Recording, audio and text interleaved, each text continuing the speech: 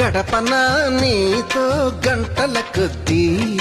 అయ్ బాబాయ్ ఆ తర్వాత ఏమైపోద్ది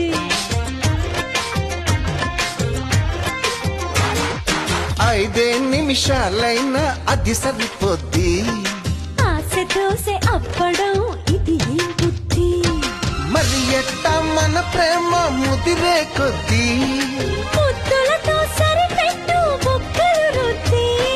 తర్వాత ఏమైనా నా పూచి కాదని చెబుతున్న పళ్ళను గుద్ది